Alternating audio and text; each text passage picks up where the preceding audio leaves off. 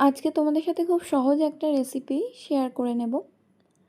সেটা হলো বুঝতেই পারছো, বেগুন পোড়া আমি বানাবো।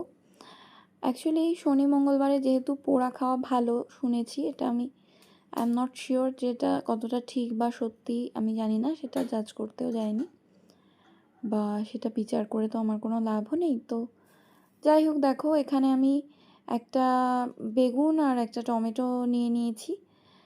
তো সেটাকে আমি পোড়াবো। তো পোড়ানোটা তো কিছু বলার নেই, অ্যাকচুয়ালি যেভাবে পোড়াতে হয় সেইভাবেই আমি গ্যাসের ওপরে যেটার মধ্যে রুটি সেঁকা হয় সেটাই দিয়ে তার উপরে বেগুন আর টমেটোটা দিয়ে দিয়েছি। আর বেগুনটাকে আমি পিস পিস করে না কেটে পিস পিস করেও কাটা যায়, সেক্ষেত্রে তোমাকে কড়াই বা কোনো ফ্রাইং প্যান এই জাতীয় কিছুর মধ্যে করতে হবে। কিন্তু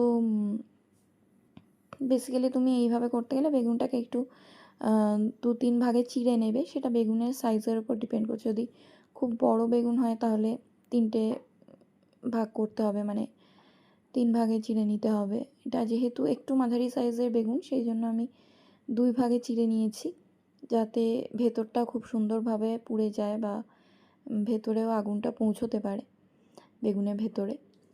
আর টমেটোটাও আমি পুড়িয়ে নিয়েছি। তো এবারে দেখো কিছু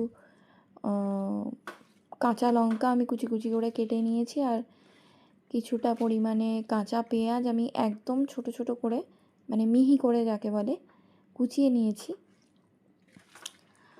আর এটাতে আমি দিয়েছি হচ্ছে অল্প লবণ। লবণটা তোমরা আন্দাজ মতো দেবে, যে যেমন লবণ খাও সেই বুঝে। আমি লবণ একটু কম খাই, তাই অল্প করেই দিয়েছি।